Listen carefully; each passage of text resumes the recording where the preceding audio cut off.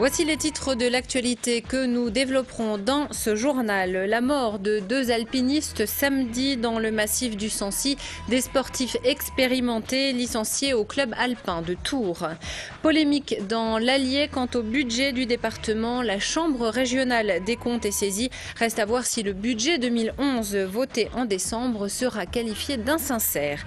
Davantage de lits à la maternité Estaing. Il a fallu faire face à l'augmentation de la demande des accouchements au sein du nouvel hôpital public.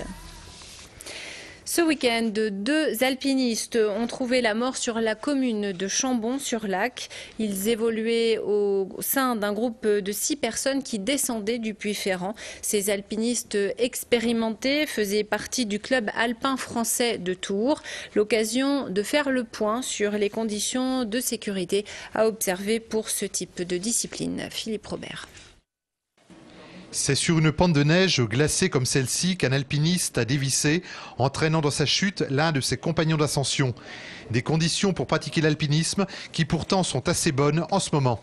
Une bonne qualité de neige dans les couloirs pour grimper, c'est-à-dire pour rendre la progression de l'alpiniste correcte. Le problème de ces conditions, c'est que ça rend l'assurage et la sécurité de ce genre de pratique délicate. Ça donne une qualité de neige où on ne peut pas mettre peu de protection solide sur lesquelles s'attacher. La glace n'étant pas assez solide pour y enfoncer des broches, il faut donc progresser selon 2 techniques bien distinctes pour être en sécurité. Si on s'encorde, il faut qu'on s'encorde assez court et qu'on progresse, on va dire, assez près l'un de l'autre, on va dire à une distance raisonnable d'1 mètre, 1,50 m, pour parer une chute éventuelle, on va dire, d'une personne qui serait sujet à glisser. Et par contre, on peut également progresser sans être encordé, ça limite les risques, à savoir que si une personne doit dévisser, elle dévissera seule et elle n'emportera donc pas son compagnon dans la chute. Et si l'on n'est pas encordé, il faut grimper l'un à côté de l'autre, car une chute avec si peu de neige peut être fatale. Tous les obstacles naturels, donc les pierres, les barres rocheuses, etc. ressortent. Donc une chute dans ce genre de couloir qui, dans tous les cas, ne sera jamais anodine, ça la rend encore plus dangereuse. On a des risques de percuter des rochers, des arbres et de sauter des barres rocheuses qui sont plus hautes que d'habitude. Et pour les alpinistes peu expérimentés, il est nécessaire d'être encadré par des professionnels, car le Sancy a beau culminer à 1886 mètres, le domaine d'escalade comporte des risques comparables à ceux de la très haute montagne. Le préfet de l'Allier donnait une conférence de presse à la mi-journée concernant le budget du département. Pierre Monzani vient en effet de saisir la Chambre régionale des comptes au sujet du budget du département de l'Allier. Un budget voté selon lui en déséquilibre en décembre dernier. Au cœur de la polémique, une subvention que le Conseil général affirme devoir toucher de la part de l'État, lequel conteste cette affirmation. On écoute le préfet de l'Allier, interviewé par Raphaël Poujon cet après-midi par téléphone. Le Conseil général a fait rentrer 8,5 millions de recettes qui n'ont pas lieu d'être sous forme de subventions que l'État ne doit pas donner et qui ne donnera pas. C'est un petit peu comme si dans le budget d'une famille, si vous voulez, quand on fait le budget de la famille, eh bien on surestimait de 10% ou de 5% le salaire de papa ou de maman au moment de faire le budget familial. Eh bien ce budget, il ne serait pas conforme à la réalité, il serait insincère et donc il serait illégal. L'État a été attaqué en public en décembre. Eh bien l'État répond par une parole publique pour dire non, il n'y a pas de désengagement de l'État. Non, ce vieux refrain sur le désengagement de l'État est une chanson usée qui ne convainc plus personne. Si le Conseil général de l'Allier ne se plie pas aux éventuelles modifications demandées par la Chambre régionale des comptes, le département pourrait être mis sous tutelle de l'État pour la gestion de son budget. Dans l'actualité sociale, 100% des salariés en grève hier sur les 8 sites de Croustipe, soit 118 personnes qui déplorent les mauvaises conditions de travail. Les salariés ont repris leur poste ce matin après cette journée de mobilisation, mais cet après-midi, une rencontre était prévue à Romagna avec la direction. Avant cette entrevue, un représentant syndical a exposé le détail des revendications à Raphaël Poujon. On l'écoute. C'est vraiment quelque chose de très important pour la pérennité de votre entreprise. Le total des jours travaillés est majoré, regardez bien le total des jours non travaillés. On aimerait une augmentation collective des salaires de 5%.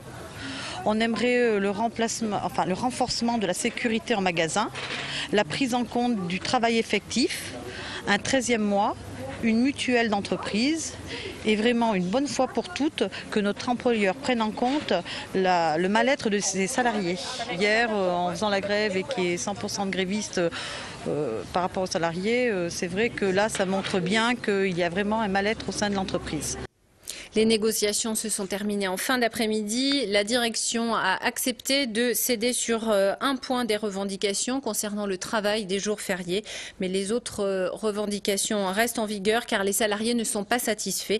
D'autres mouvements de grève pourraient suivre dans les jours à venir.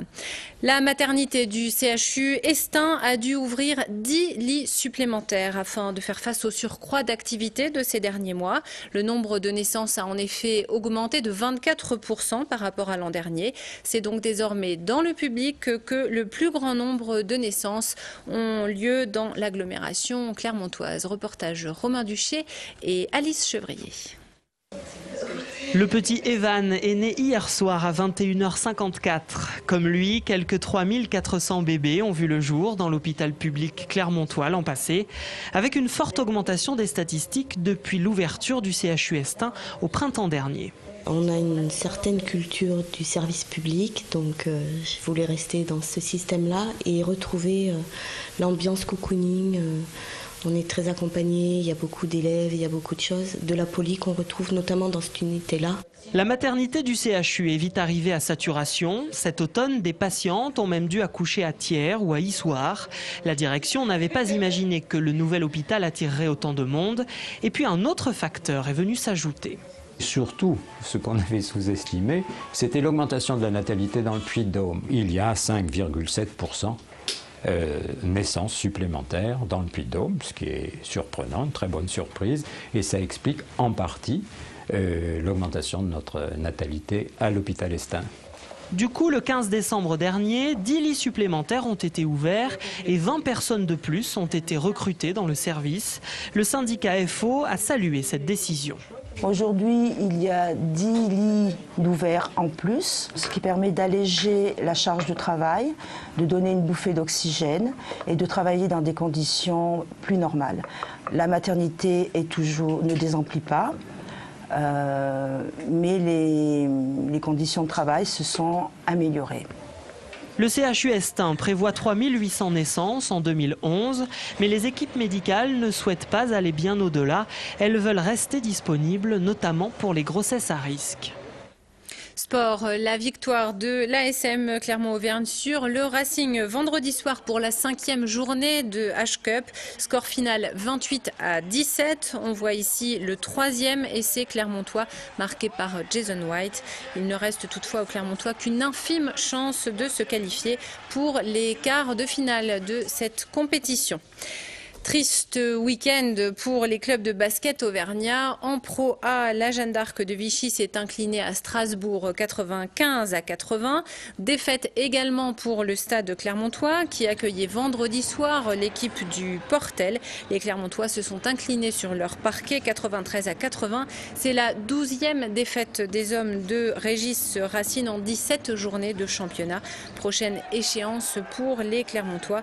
Un déplacement périlleux demain soir à Boulazac qui reste sur 3 succès consécutifs. Et puis le détail du match de basket et de rugby dans la rubrique sport d'ici quelques minutes avec Martial Delecluse. C'est la fin de ce journal. Merci de votre attention. À suivre la météo, l'invité du jour. Aujourd'hui Daniel Martin, nous parlerons ensemble d'Alexandre Vialat. Et puis la rubrique sport, donc basket et rugby au menu. Toute l'actu locale est aussi en ligne. Retrouvez votre JT sur clermontpremière.com.